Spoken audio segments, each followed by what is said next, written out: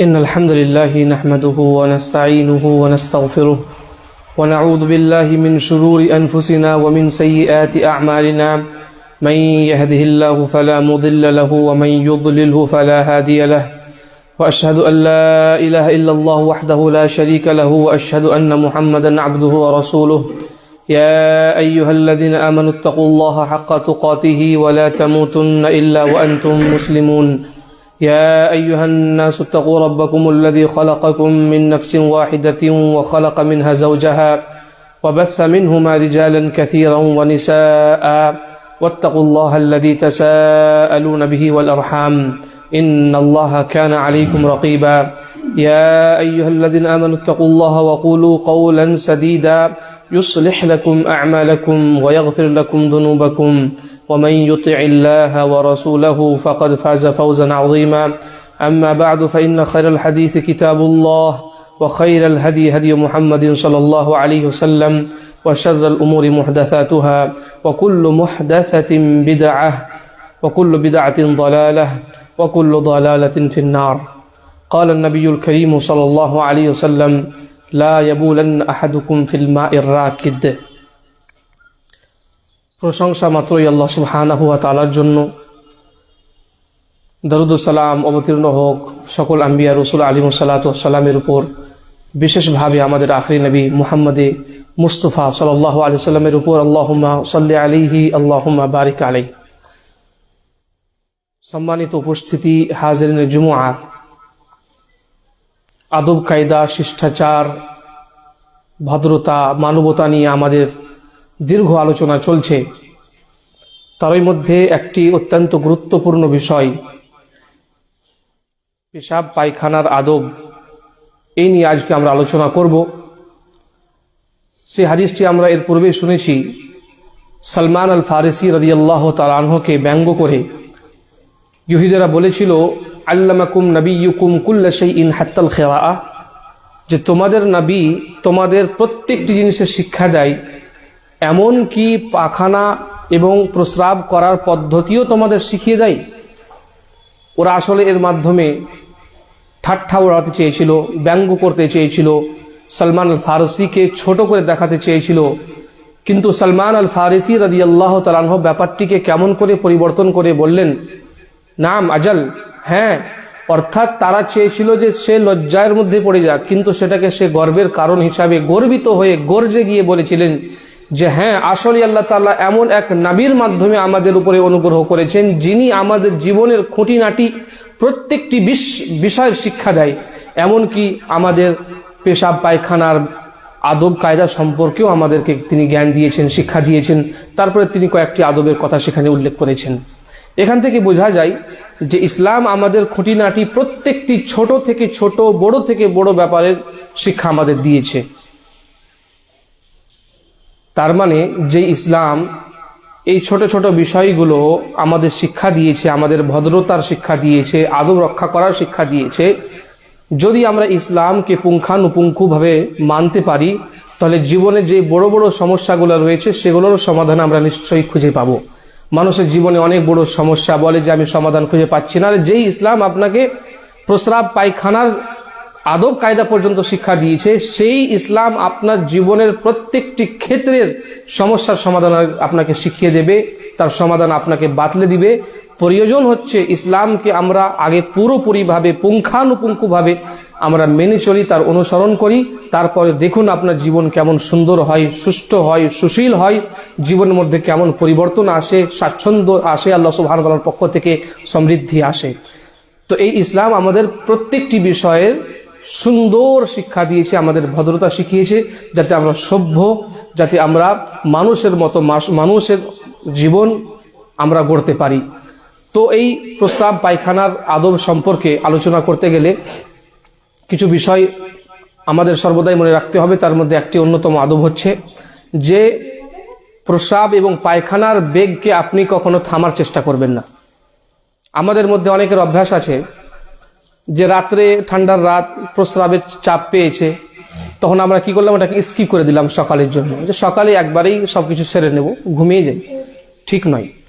এই যে বেগকে চেপে রাখা, সেটা পায়খানা হোক, প্রস্রাব হোক, সেটাকে চেপে রাখা, এটা কোনো ইসলামের দিক দিয়ে দৃষ্টিতে, এমনকি মেডিকেল সায়েন্স নিয়ে যারা আলোচনা করে, মেডিকেল যারা ফিল্ডে রয়েছে তারাও আপনাকে বলবে, ডাক্তারের আপনাকে বলবে যে এই পায়খানা প্রস্রাবের যে বেগ রয়েছে সেটাকে চেপে রাখা কখনোই আপনার জন্য স্বাস্থ্যজনক নয়, বরং ক্ষতিকর। ইসলামও সেই একই শিক্ষা দিয়েছে যে যখনই আপনার মধ্যে বেগ কাজ করবে আপনি বেগকে চাপবেন না।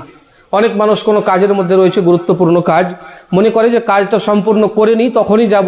সে চাইলে যেতে পারতো, কিন্তু যাচ্ছে না কেন? যে কাজটা কমপ্লিট করেই আমি একবারে যাব। ইসলাম কিন্তু আপনাকে এটা শেখাচ্ছে না। অনেক মানুষকে আবার দেখা যায় যে এখন যদি আপনি এই টয়লেটে চলে যাই, প্রস্রাবের জন্য চলে যাই, আবার উজু করতে হবে, অনেক ঝামেলা আছে, নামাজটাকে পড়েই নি, জামাতটা তো কমসে কম পেয়ে যাব। জামাত পাওয়ার আশায় অনেকে আবার এই পায়খানা এবং পেশাবের বেগকে কন্ট্রোল করে। এটাও কিন্তু ইসলামের শিক্ষা নয়, এটা আদবের বিরুদ্ধের কাজ। এই জন্য আদব হচ্ছে যে আপনার মধ্যে বেগ চলে আসলে আপনি সেটাকে চাপবেন না। রাসূলুল্লাহ সাল্লাল্লাহু আলাইহি ওয়াসাল্লামের হাদিস শুনুন। রাসূলুল্লাহ সাল্লাল্লাহু আলাইহি ওয়াসাল্লাম বলেন, লা সালাতা বিহাদরাতিত তাআম ওয়ালা হুয়া ইউদাফিউহু আল আখবাথান, যে যখন মানুষের কাছে খাবার উপস্থিত হয়ে গেছে তখন সালাত হবে না, এবং যখন তাকে পায়খানা এবং প্রস্রাবের বেগ চেপে ধরেছে তখনও কিন্তু সালাত হবে না, সালাত চলবে না। আপনি ক্ষুধার্ত, অনেক বেশি ক্ষুধার মধ্যে আপনি আছেন, পুরো দিন খেতে পাননি, আর এমন অবস্থায় আপনার কাছে যদি খাবার উপস্থিত হয়ে যায় তখন কিন্তু আপনি আগে নামাজ পড়বেন না। আগে যদি জামাতের নামাজ চলছে ওকে চলতে দিন, কিন্তু আপনি আপনার ক্ষুধা আগে নিবারণ করুন।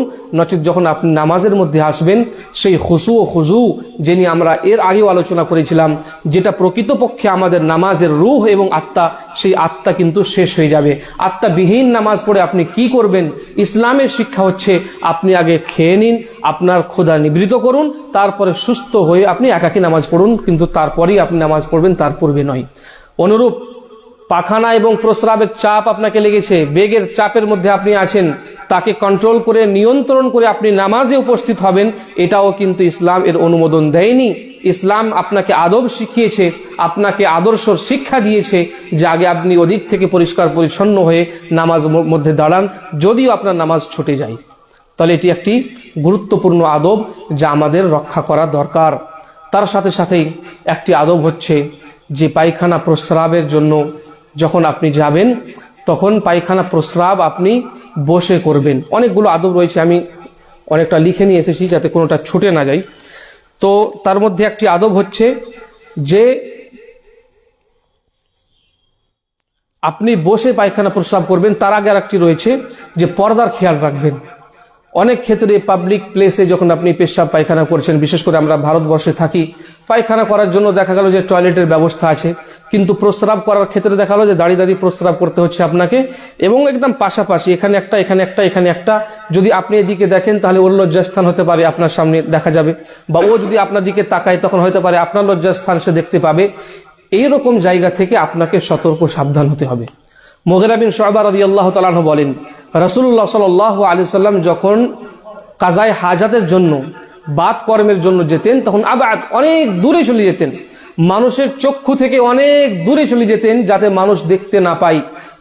খালি ময়দানের মধ্যে, বিশেষ করে যারা খালি ময়দানে বা জমি জায়গাতে বা বন জঙ্গলে যারা পায়খানা প্রস্রাব করেন তাদের জন্য বিশেষ দ্রষ্টব্য হচ্ছে যে খবরদার, এমন জায়গাতে আপনি দাঁড়িয়ে গেলেন, এমন জায়গাতে আপনি বসে টয়লেট করতে আরম্ভ করলেন যে মানুষ দেখতে পারছে, এটা যাতে না হয় আপনাকে পর্দার খেয়াল পুরোপুরিভাবে রাখতে হবে। এ সম্পর্কে আমাদের আরেকটি সাবধান হওয়া দরকার এই জন্য রয়েছে যে রাসূলুল্লাহ সাল্লাল্লাহু আলাইহি ওয়াসাল্লাম সম্পর্কে আমরা একটি ঘটনা জানি, আপনারাও এর পূর্বে শুনেছেন। হযরত আব্দুল্লাহ বিন আব্বাস রাদিয়াল্লাহু তাআলা আনহু বলেন যে রাসূলুল্লাহ সাল্লাল্লাহু আলাইহি ওয়াসাল্লাম দুটি কবরের পাশ দিয়ে অতিবাহিত হলেন এবং বললেন, ইন্নাহুমা লা ইউআযাবান, যে এই দুই কবরের অধিবাসীকে কবরের মধ্যে শাস্তি দেওয়া হচ্ছে, তাদের আযাবে কবর চলছে। তারপরে রাসূল সাল্লাল্লাহু আলাইহি ওয়াসাল্লাম বলেন, ওয়া মা ইউআযাবানি ফি কাবীর, অনেক বড় এমন কোনো বিষয় নয় যেটা থেকে বাঁচা খুব বড় বিষয় ছিল, এমন কোনো বিষয় তাদেরকে শাস্তি দেওয়া হচ্ছে না, তারা বাঁচতে চাইলে সেটা তাদের জন্য সহজ ছিল। তারপরে রাসূল সাল্লাল্লাহু আলাইহি ওয়াসাল্লাম ব্যাখ্যা বিশ্লেষণ করে বললেন, আম্মা আহাদুহুমা ফাকানা ইয়ামশি বিন নামিমা ওয়া আম্মাল আখারু ফাকানা লা ইস্তাতিরু মিনাল বাউল, তাদের মধ্যে একজনকে এই জন্য শাস্তি দেওয়া হচ্ছে যে দুনিয়ার বুকে সে চুগলখড়ি করত, এর কথা ওকে লাগাতো, ওর কথা ওকে লাগিয়ে মানুষের সম্পর্ক নষ্ট করত, তাদের মধ্যে ঝগড়া বিবাদ লাগাতো। এবং দ্বিতীয় ব্যক্তি লা ইস্তাতিরু মিনাল বাউল, পেশাবের সময় প্রস্রাবের সময় পর্দা মেনটেন করতো না। তার মানে বোঝা গেল যে পর্দা মেনটেন না করার কারণে, লজ্জাস্থান না ঢাকার কারণে, সেটাকে সেরকম গুরুত্ব না দেওয়ার কারণে কবরের মধ্যে তাকে শাস্তি দেওয়া হচ্ছে। এই জন্য আমাদের সাবধান হতে হবে। যখনই আমরা কোনো পাবলিক প্লেসে থাকব বা কোনো ময়দানে আমরা পায়খানা পেচ্ছাপ করছি, তখন যাতে আমরা সাবধান সতর্ক হই এবং পূর্ণাঙ্গ এই পর্দা আমরা মেনটেন করি, আমাদের লজ্জাস্থান কারো সামনে যাতে উন্মুক্ত না হয়। বরং এই মর্মে আপনাকে আরো জেনে রাখা দরকার, রাসূলুল্লাহ সাল্লাল্লাহু আলাইহি ওয়াসাল্লাম কত বেশি সাবধান সতর্ক থাকতেন এই বিষয়ে। হাদিসের মধ্যে বর্ণিত হয়েছে, হযরত আব্দুল্লাহ বিন উমর রাদিয়াল্লাহু তাআলা আনহু বলেন, কানা রাসূলুল্লাহ সাল্লাল্লাহু আলাইহি ওয়াসাল্লাম ইযা আরাদা হাজাতান লা ইয়ারফাউ সাওবাহু হাত্তা ইয়াদলুয়া মিনাল আরদ। যে রাসূলুল্লাহ সাল্লাল্লাহু আলাইহি ওয়াসাল্লাম যখন বাত কর্মের জন্য যেতেন, ইরাদা করতেন, তো ততক্ষণ পর্যন্ত নিজের কাপড়কে উঠাতেন না যতক্ষণ পর্যন্ত না মাটির কাছাকাছি চলে যেতেন।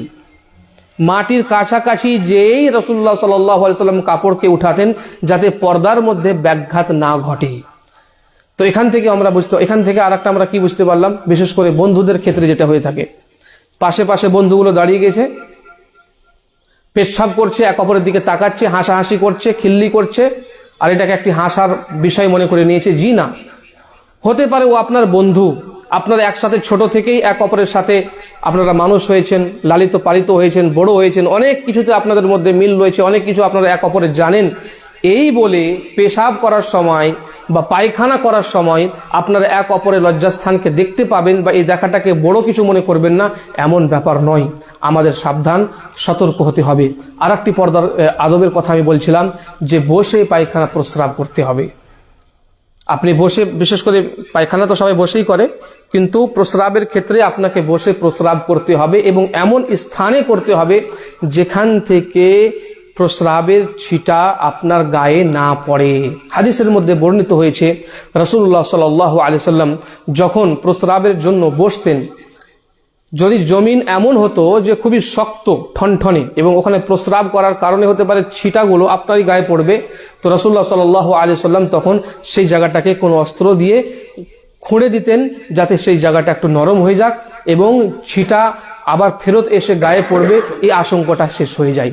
এই জন্য যখনই আপনি প্রস্রাব করবেন, তখন এই নিশ্চয়তা আপনাকে দেখে নিতে হবে প্রস্রাবের ছিটা যাতে আপনার গায়ে উড়ে এসে না লাগে। এ সম্পর্কে ওই একই হাদিস হযরত আব্দুল্লাহ বিন আব্বাস রাদিয়াল্লাহু তাআলা আনহুমার, যার মধ্যে রাসূলুল্লাহ সাল্লাল্লাহু আলাইহি ওয়াসাল্লাম বললেন যে এই দুই কবরের অধিবাসীকে শাস্তি দেওয়া হচ্ছে। দ্বিতীয় ব্যক্তির সম্পর্কে অন্য এক বর্ণনা এসেছে, ফাকানা লা ইস্তানজিহু মিনাল বাউল, যে দ্বিতীয় ব্যক্তি নিজের প্রস্রাবের ছিটা থেকে বাঁচতো না, এই জন্য তাকে শাস্তি দেওয়া হচ্ছিল। এক বর্ণনা রয়েছে পর্দা করতো না, অন্য এক রিওয়ায়াতের মধ্যে বর্ণিত হয়েছে যে সে নিজের প্রস্রাবের ছিটা থেকে বাঁচতো না বলেই তাকে এ শাস্তি দেওয়া হচ্ছে। এখান থেকেও আমরা বুঝতে পারি যে প্রস্রাবের ছিটা থেকে বাঁচা আমাদের জন্য আবশ্যিক বিষয়, সে সম্পর্কে আমাদের সাবধান সতর্ক থাকতে হবে। বরং ইমাম আহমদ এবং ইমাম ইবনে মাজাহ এবং অন্যান্য ইমামগণ একটি হাদিস বর্ণনা করেছেন আবু হুরায়রা রাদিয়াল্লাহু তাআলা আনহু থেকে। হাদিসটি সঠিক সূত্রে প্রমাণিত বটে। রাসূলুল্লাহ সাল্লাল্লাহু আলাইহি ওয়াসাল্লাম সেই হাদিসের মধ্যে বলেছেন, আকসারু আযাবিল কবরি ফিল বাউল, যে কবরের মধ্যে অধিকাংশ ক্ষেত্রে মানুষের যে ধরাও হবে, শাস্তি হবে, তার কারণ হচ্ছে এই প্রস্রাবের ছিটা। এই প্রস্রাবের ছিটা থেকে কোনো ব্যক্তি যদি নিজেকে না বাঁচাতে পারে বা বাঁচানোর জন্য যথেষ্ট সাবধান না থাকে, সতর্ক না থাকে, সতর্কতা অবলম্বন না করে, এটাই কিন্তু কারণ হয়ে দাঁড়াবে কবরের মধ্যে শাস্তির। এজন্য আমরা যখনই প্রস্রাব করব চেষ্টা করব বসে, যেমনটা আয়েশা রাদিয়াল্লাহু তাআলা আনহা বলেছেন, মা কানা রাসূলুল্লাহ সাল্লাল্লাহু আলাইহি ওয়াসাল্লাম ইয়াবুলু ইল্লা জালিসান, যে রাসূলুল্লাহ সাল্লাল্লাহু আলাইহি ওয়াসাল্লাম বসেই প্রস্রাব করতেন। কিন্তু এখানে একটি কথা, যে প্রয়োজন যদি পড়ে তাহলে আপনি দাঁড়িয়েও কিন্তু প্রস্রাব করতে পারবেন, এরও রুখসাত এবং অবকাশ ইসলামের মধ্যে রয়েছে। এই মর্মে একটি হাদিস বর্ণিত হয়েছে, হুযায়ফা রাদিয়াল্লাহু তাআলা আনহু বলেন, আতা রাসূলুল্লাহ সাল্লাল্লাহু আলাইহি ওয়াসাল্লাম সুবাতাতা কওমিন ফাবালা কাইমান, যে রাসূলুল্লাহ সাল্লাল্লাহু আলাইহি ওয়াসাল্লাম কোনো এক সম্প্রদায়ের আবর্জনা ফেলার স্থানে আসলেন এবং সেখানে এসে রাসূলুল্লাহ সাল্লাল্লাহু আলাইহি ওয়াসাল্লাম দাঁড়িয়ে প্রস্রাব করলেন। যদিও কিছু কিছু মুহাদ্দিসিন এই মর্মে বলেছেন যে রাসূলুল্লাহ সাল্লাল্লাহু আলাইহি ওয়াসাল্লাম তার কিছুদিন আগে নিজের সাওয়ারি থেকে পড়ে গিয়েছিলেন, হাঁটুতে কিছু ব্যথা ছিল, এই জন্য রাসূলুল্লাহ সাল্লাল্লাহু আলাইহি ওয়াসাল্লাম দাঁড়িয়ে প্রস্রাব করেছিলেন। অন্য এক বিশ্লেষণের মধ্যে রয়েছে যে যেহেতু সেখানে আবর্জনা ছিল এবং আশঙ্কা ছিল যে বসে প্রস্রাব করার ক্ষেত্রে কিছু আবর্জনা আপনার নবী সাল্লাল্লাহু আলাইহি সাল্লামের কাপড়ে লেগে যাবে, এই জন্য রাসূলুল্লাহ সাল্লাল্লাহু আলাইহি সাল্লাম দাঁড়িয়ে প্রস্রাব করেছিলেন। কারণ যাই হোক না কেন, এক কথায় বলা যেতে পারে প্রয়োজনে আপনি দাঁড়িয়ে প্রস্রাব করতে পারবেন। এর বৈধতা, এর জাওয়াজ, এর রুখসাত, এর অবকাশ ইসলামের মধ্যে রয়েছে। তবে প্রয়োজন যদি না থাকে তাহলে আপনি বসেই প্রস্রাব করবেন। আর দাঁড়িয়ে প্রস্রাব করলে আরেকটি শর্ত হচ্ছে যাতে প্রস্রাবের ছিটাগুলো আপনার গায়ে না পড়ে। এই কথার নিশ্চয়তার সাথে আপনি দাঁড়িয়ে প্রস্রাব করতে পারেন প্রয়োজনে। তাহলে এটি একটি আদব। তার সাথে সাথে আরেকটি আদব হচ্ছে যে এমন স্থানে আপনি কাজায়ে হাজত করবেন না, বাত কর্ম করবেন না যেই স্থানে এই কাজ করার জন্য মানুষের কষ্ট হয়। মানুষ হয়তো দুর্গন্ধ সেখান থেকে আসবে, বা পায়ে লেগে যাবে, বা মানুষ সেখানে প্রস্রাব পায়খানা করলে আপনাকে অভিশপ্ত করবে, আপনাকে গালমন্দ করবে। এমন কোনো প্লেসে, পাবলিক প্লেসে, এমন কোনো স্থানে যেটা মানুষের ব্যবহারের মধ্যে রয়েছে, সেখানে পায়খানা প্রস্রাব করা যাবে না। শক্তভাবে কড়া ভাষায় রাসূলুল্লাহ সাল্লাল্লাহু আলাইহি ওয়াসাল্লাম বলেন, ইত্তাকুল মালাইনাস সালাস, যে তিনটি এমন কাজ যা করলে মানুষ অভিশপ্ত হয়, মানুষের অভিশাপকে সেই কাজটি টেনে নিয়ে আসে, এমন কাজ থেকে তোমরা দূরে সরে থাকো। তারপরে রাসূলুল্লাহ সাল্লাল্লাহু আলাইহি ওয়াসাল্লাম বললেন, আল বারাজু ফিল মাওয়ারিদ ওয়া কারিআতিত তারিক ওয়া দিল, যে তিনটি জায়গাতে পায়খানা করা থেকে তোমরা বেঁচে থাকো। তার মধ্যে একটি হচ্ছে ঘাট, অন্যটি হচ্ছে মধ্য রাস্তা যেখান দিয়ে মানুষ হাঁটা যাওয়া করে, এবং তৃতীয় নম্বরে হচ্ছে ছায়ার মধ্যে পায়খানা করা। অর্থাৎ যেখানে মানুষ ঘাট, অর্থাৎ যেখানে প্রাণী পশুগুলোকে নিয়ে যে মানুষ পানি পান করায়, নদীর মধ্যে হোক বা পুকুরের মধ্যে হোক, সেখানে যদি আপনি পায়খানা করেন তাহলে এই কাজটি হচ্ছে লানতের কাজ, অভিশাপের কাজ। মানুষ আপনাকে গালমন্দ করবে, এর কারণে আপনি অভিশপ্ত হবেন। মানুষ যে রাস্তা দিয়ে হাঁটা যাওয়া করে সেখানে যদি আপনি এগুলো কাজ করেন তাহলে মানুষ তো আপনাকে আর দোয়া দেবে না, আপনাকে বদদোয়াই দেবে, আপনাকে গালমন্দ করবে, অভিশপ্ত করবে, আর কত যে খারাপ কথা বলবে আপনি নিশ্চয়ই ধারণা করতে পারছেন।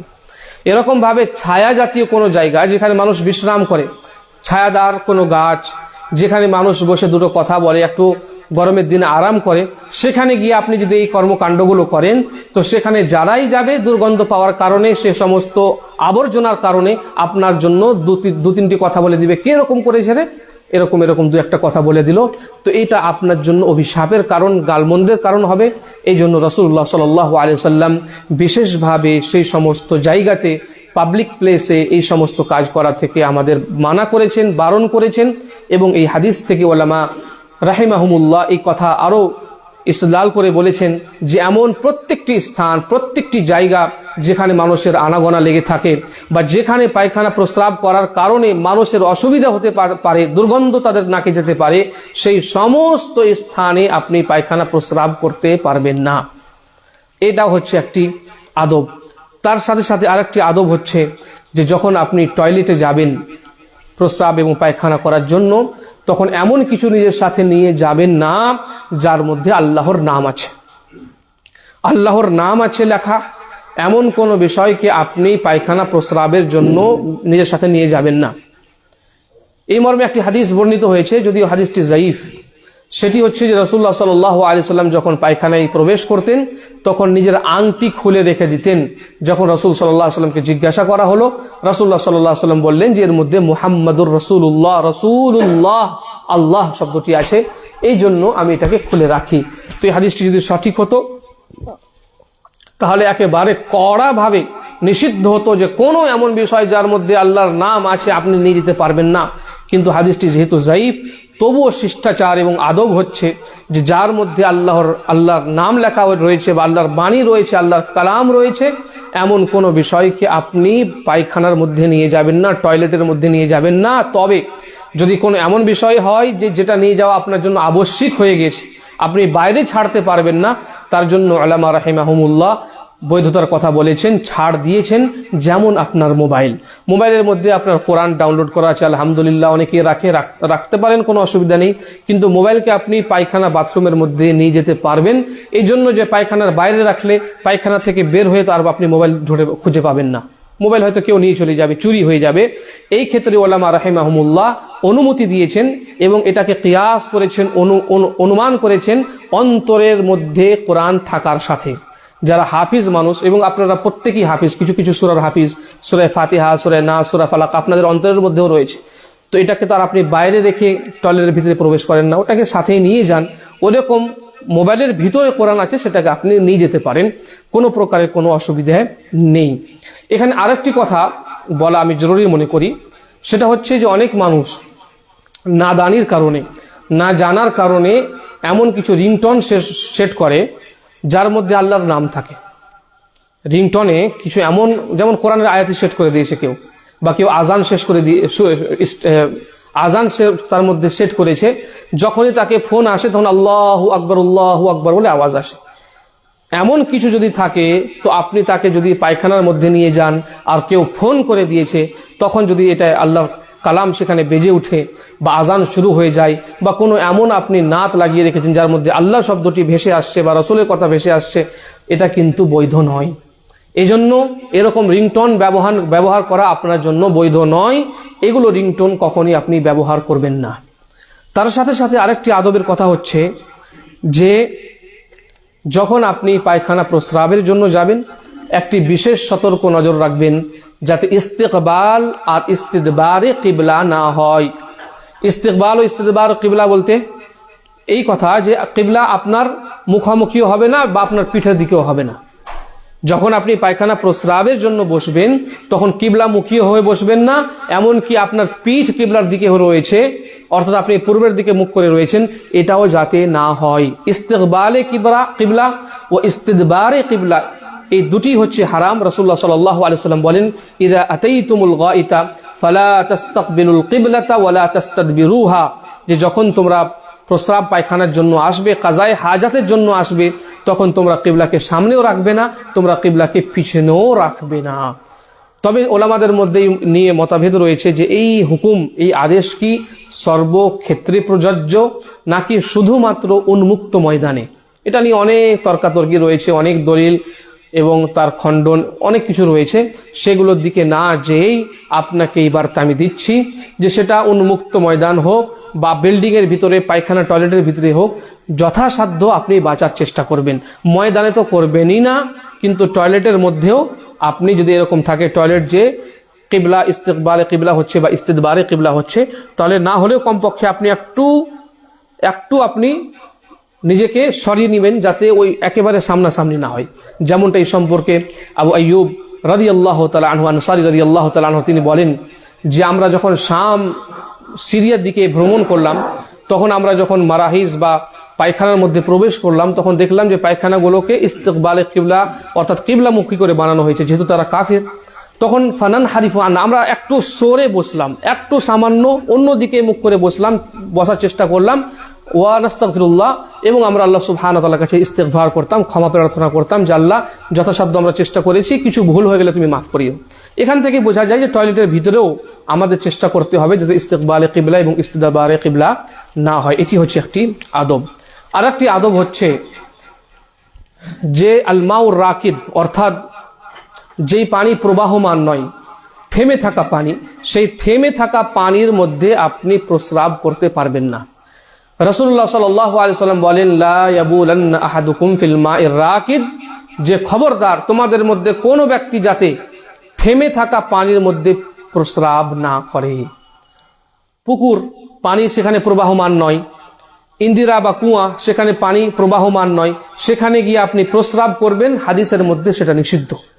তাই আদব হচ্ছে যে যেই পানি প্রবাহমান নয়, যে পানি জারি নয়, যে পানি চলমান নয়, যে পানি থেমে রয়েছে, যাকে আল মাউর রাকিদ বলা হয় আরবির মধ্যে, সেই পানির মধ্যে আপনি প্রস্রাব করতে পারবেন না। সেখান থেকে আপনি পানি নিয়ে এসে অন্য জায়গায় প্রস্রাব করুন, কিন্তু আপনি মনে করলেন যে কোথায় আর যাব, ওখানে একদিকে বসে প্রস্রাব করে নিলেন, ওখানে আবার ইস্তিনজা করে নিলেন, নিজের সাফাই করে নিলেন, এটা কিন্তু আপনার জন্য বৈধ নয়। হাদিসের মধ্যে তা নিষিদ্ধ ঘোষিত হয়েছে। আর এর উদাহরণ আমরা বর্তমান যুগে সুইমিং পুলের মধ্যে দেখতে পাই। সুইমিং পুলে অনেক মানুষ গোসল করতে যায়, স্নান করতে যায়, ওখানে আবার পেশাবও করে দেয়। এটা কিন্তু হাদিসের মধ্যে নিষিদ্ধ এবং আপনার বেআদব হওয়ার পরিচয়।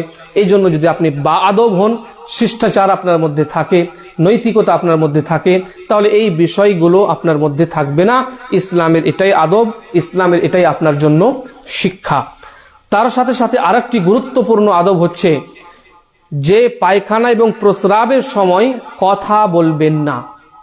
কথা বলাটা হচ্ছে বেয়াদবি। আপনি পায়খানা প্রস্রাবের জন্য বসেছেন, আবার কথাও বলছেন। এ সম্পর্কে একটি হাদিস রয়েছে, রাসূলুল্লাহ সাল্লাল্লাহু আলাইহি ওয়াসাল্লাম বলেন, ইদা তাগাওয়াতা রাজুলান, যখন দুটি মানুষ পায়খানা প্রস্রাবের জন্য বসে এবং তারা যেন নিজের মধ্যে কথা না বলে এবং দূর দূর বসে, নিজের মধ্যে যাতে পর্দা মেনটেন হয়। ফাইনাল্লাহ ইয়ামকুতু আলা যালিক, এই জন্য যে যদি এমনটা না করা হয় তাহলে আল্লাহ তাআলা নারাজ হয়ে যান, আল্লাহ রাগান্বিত হন এই কথার উপরে, এই বিষয়ের উপরে, যে দুইজন মানুষ পায়খানা পেশাব করতে বসেছে কিন্তু নিজেদের মধ্যে পর্দা রক্ষা করে না বা তারা কথা বন্ধ করে না। অর্থাৎ কোনো ব্যক্তি যদি পায়খানা প্রস্রাবে টয়লেটে বসে কথা বলে, এই বিষয়টি আল্লাহ সুবহানাহু ওয়া তাআলার কাছে অপছন্দনীয় এবং হাদিস আমাদের বলে দিচ্ছে যে আল্লাহ সুবহানাহু ওয়া তাআলা এই বিষয়ের উপরে রাগান্বিত হন। তাহলে আল্লাহ সুবহানাহু ওয়া তাআলার রাগের যেহেতু বিষয়, তো সেটা শুধুমাত্র আদব পর্যন্তই সীমাবদ্ধ নয়, সেটা হারামও বটে। এই জন্য আদব হবে যে আপনি এগুলো জিনিসকে বর্জন করবেন। এখন বর্তমান ক্ষেত্রে কি হয়, দুইজন হয়তো গ্রামের মধ্যে আমরা যা দেখেছি ছোটবেলায়, যে দুই বন্ধু তিন বন্ধু বা দুই তিনজন, এমনকি মহিলারাও পায়খানা পেশাবের জন্য হয়তো জমির দিকে গিয়েছে, মাঠে ময়দানের দিকে গিয়েছে, তারা হয়তো খুব দূরে দূরে বসেছে কিন্তু কথা বলা বলি করছে, বা হয়তো পানির পাত্র একটাই নিয়েছে এবং এক অপরকে জিজ্ঞাসা করছে তোমার হয়েছে কি, না হলে আমাকে পানিটা দিয়ে দাও। এই যে আপোষে কথা বলা, এমনকি বাড়ির ভিতরেই হয়তো বাড়ির ভিতরে পায়খানা টয়লেট রয়েছে, বাইরে থেকে তাকে কেউ ডাকছে, তখন সে ভিতর থেকে উত্তর দিচ্ছে, পায়খানাও করছে আবার উত্তরও দিচ্ছে। এটা কিন্তু বেআদবি, এটা আদবে। আবার কারো ফোনও চলে এসেছে, দেখা গেল মোবাইল নিয়ে গেছে, মোবাইলে ফোন চলে এসেছে, ওখানে আরামসে দুটোই কাজ করছে, কথাও বলছে আবার নিজের কামও সারছে। এটা কিন্তু বৈধ নয়, এটা হচ্ছে বেআদবি এবং এটা আল্লাহ সুবহানাহু ওয়া তাআলার রাগের কারণ। তাছাড়াও আরেকটি আদব হচ্ছে ইস্তিখদামুল ইউসরা, অর্থাৎ বাম হাত আপনি ব্যবহার করবেন টয়লেটের জন্য, পায়খানা প্রস্রাবের জন্য। ডান হাত আপনি ব্যবহার করবেন না। ডান হাতকে সহকারী হাত বানাতে পারেন সেই কাজের জন্য, কিন্তু আসল যে কাজ হবে পরিষ্কার পরিচ্ছন্ন করার ব্যাপারটা, সেটা আপনাকে বাম হাত দিয়ে করতে হবে, ডান হাত দিয়ে করা নিষিদ্ধ। রাসূলুল্লাহ সাল্লাল্লাহু আলাইহি ওয়াসাল্লাম এই সম্পর্কে হাদিস রয়েছে, লা ইউমসিকান্না আহাদুকুম যাকারাহু ওয়া হুয়া ইয়াবুল, খবরদার তোমাদের মধ্যে কোনো ব্যক্তি নিজের লজ্জাস্থানকে ধরে যাতে পেশাব না করে, নিজের ডান হাত দিয়ে, বিয়ামিনিহি, নিজের ডান হাত দিয়ে। যখন আপনি পেশাবের জন্য প্রস্রাবের জন্য বসেছেন, প্রস্রাব করার জন্য কিন্তু আপনি ডান হাত দিয়ে নিজের লজ্জাস্থানকে ধরে রাখতে পারবেন না, আপনাকে বাম হাত দিয়ে ধরে রাখতে হবে। ডান হাত দিয়ে আপনি পানি নিচ্ছেন, পানি ঢালছেন, সেটা ভিন্ন কথা। এরকম ভাবে পায়খানা থেকে আপনি যখন নিজেকে পরিষ্কার পরিচ্ছন্ন করছেন, তখনও কিন্তু এই আদবটি আপনার মাথায় রাখতে হবে, বাম হাত দিয়ে আপনাকে করতে হবে, ডান হাত ব্যবহার করা আপনার জন্য নিষিদ্ধ। এটিও একটি আদব। আর একটি আদব হচ্ছে আল ইস্তিজমার বিসালাসা, পানির ব্যবহার যদি আপনি না করেন। এই কথা আমাদের জেনে রাখা দরকার যে পানি একমাত্র মাধ্যম নয় ইস্তিনজা করার জন্য বা নিজেকে পবিত্র করার জন্য পায়খানা প্রস্রাব করার পরে, বরং পানির পরিবর্তে যদি কেউ ঢেল ব্যবহার করে, পাথর ব্যবহার করে, কাপড় ব্যবহার করে, বর্তমান যুগে টিস্যু পেপার ব্যবহার করে, সেটাও জায়েজ। কোনো প্রকারের কোনো এখানে দ্বিধাবোধ করার মতো কিছুই নেই। এবার কোনো ক্ষেত্রে আপনি পানি ব্যবহার করছেন না, আপনি পাথর বা ঢিল ব্যবহার করছেন, তখন আপনার জন্য একটি আদব হচ্ছে যে কমপক্ষে কমপক্ষে 3টি পাথর, 3টি ঢিল আপনি ব্যবহার করবেন। হাদিসের মধ্যে রাসূলুল্লাহ সাল্লাল্লাহু আলাইহি ওয়াসাল্লাম বলেছেন, বারণ করেছেন যে 3-এর কম পাথরে যাতে তোমরা ইস্তিনজা না করো, পবিত্রতা অর্জন না করো। এই জন্য ঢেল, এমনকি এই যুগে টিস্যু পেপারের যেহেতু ব্যবহার চলে এসেছে, তো টিস্যু পেপার ব্যবহার করার ক্ষেত্রেও আপনি কমপক্ষে 3টি ব্যবহার করবেন। এটা কিছু ওলামা মুস্তাহাব বলেছেন এবং কিছু ওলামা জরুরি বলেছেন যে 3-এর কম করলে পরে কিন্তু পবিত্রতা অর্জন হবে না, আপনি পাক পরিষ্কার হতে পারবেন না। বরং আপনাকে আরেকটি কথা বলে রাখি, যদি আপনি দুটিই ব্যবহার করতে পারেন, পানিও ব্যবহার করেন এবং টিস্যুও ব্যবহার করতে পারেন, এটা আরো বেশি পছন্দনীয় আমল। এ সম্পর্কে একটি ঘটনা রয়েছে। রাসূলুল্লাহ সাল্লাল্লাহু আলাইহি ওয়াসাল্লামের যুগে একটি আয়াত অবতীর্ণ হয়, ইন্নাল্লাহা ইউহিব্বুল মুতাতাহহিরিন, সূরা তওবার মধ্যে। এবং আল্লাহ সুবহানাহু ওয়া তাআলা কুবা, মসজিদে কুবার যারা অধিবাসী ছিল, এই কুবা মসজিদে যারা নামাজ পড়তো, তার আশেপাশে যারা ছিল, আল্লাহ সুবহানাহু ওয়া তাআলা তাদের প্রশংসা করে একটি আয়াত অবতীর্ণ করেন এবং বলেন, ফিহি রিজালুন ইউহিব্বুনা আন ইয়াতাতাহহারু আল্লাহু ইউহিব্বুল মুতাহহিরিন, যে এই কুবা মসজিদের মধ্যে কিছু মানুষ এমন রয়েছে যারা পবিত্রতা অর্জন করতে খুবই বেশি পছন্দ করে এবং আল্লাহ তাআলা তাদেরকে পছন্দ করেন। রাসূলুল্লাহ সাল্লাল্লাহু আলাইহি ওয়াসাল্লাম তাদেরকে জিজ্ঞাসা করলেন যে তোমাদের ব্যাপার এমন কি, পবিত্রতা অর্জন করতে গিয়ে তোমরা এমন কি কাজ করো যে রাসূলুল্লাহ সাল্লাল্লাহু যে আল্লাহ সুবহানাহু ওয়া তাআলা তোমাদের প্রশংসায় আয়াত অবতীর্ণ করেছেন এবং তোমাদেরকে পছন্দ করেন, এই কথা আল্লাহ সুবহানাহু ওয়া তাআলা আমাকে বলেছেন বা আয়াত অবতীর্ণ করেছেন। তখন আহলে কুবার অধিবাসীরা এই কথাই বলেছিলেন যে আমরা পবিত্রতা অর্জন করার জন্য উভয় ব্যবহার করি, অর্থাৎ ঢিলও ব্যবহার করি এবং পানিও ব্যবহার করি। এখান থেকে বোঝা গেল যে বর্তমান যুগেও যদি আপনি টিস্যু প্লাস পানি ব্যবহার করেন এটা আরো বেশি পছন্দনীয়। এটিও একটি আদব ছিল। বারাকাল্লাহু লানা ওয়া লাকুম ফিল কুরআনিল আযীম ওয়া নাফা'নি ওয়া ইয়্যাকুম বিল আয়াতি ওয়াদ যিকরিল হাকীম ইন্নাহু তাআলা জাওয়াদুন কারীমুন মালিকুম বাররুর রাউফুর রহিম।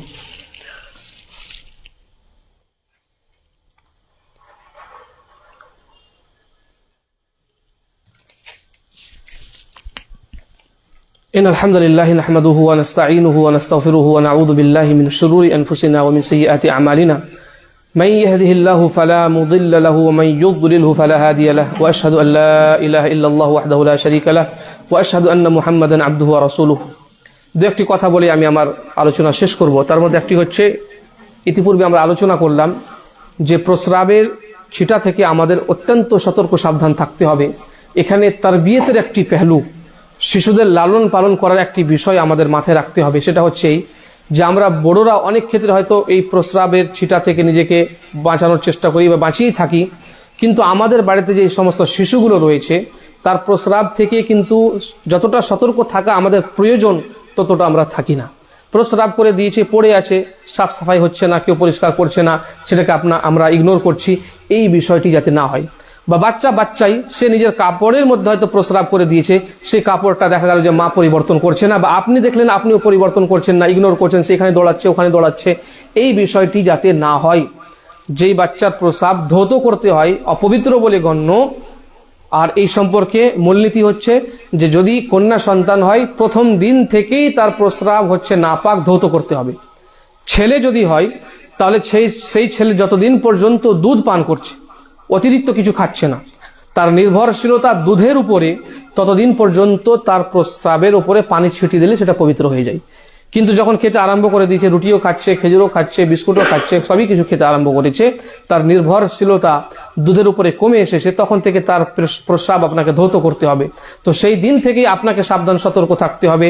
আপনার কাপড়ে লেগে গেলে আপনার কাপড়কে ধৌত করতে হবে। এখানে প্রস্রাব করে দিয়েছে, সঙ্গে সঙ্গে সেটাকে ধৌত করতে হবে। অর্থাৎ এমন আপনাকে তারবিয়ত দিতে হবে যাতে বাচ্চাটাও ছোট থেকেই বুঝতে পারে যে না, এই প্রস্রাবটা কোনো পছন্দনীয় জিনিস নয়।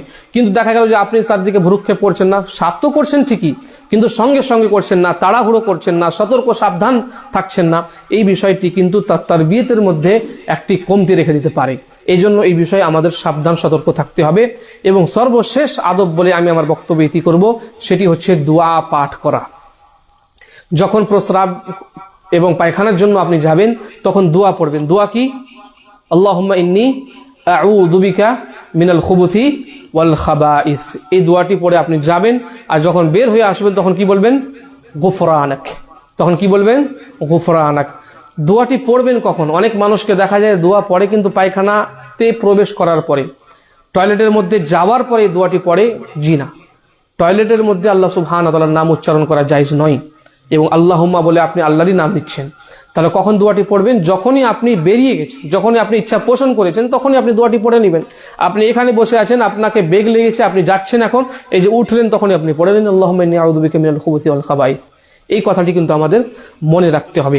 তাহলে আজকে আমরা যেই কথাগুলো আলোচনা করলাম সেটার একবারেই আপনাদের বলে দিচ্ছি, সেটা হচ্ছে আমরা বেগকে থামবো না, পর্দার খেয়াল রাখবো, বসে পায়খানা প্রস্রাব করব, আর পাবলিক প্লেসে আমরা পায়খানা প্রস্রাব করব না, যেখানে করলে মানুষ আমাদের গালমন্দ করবে।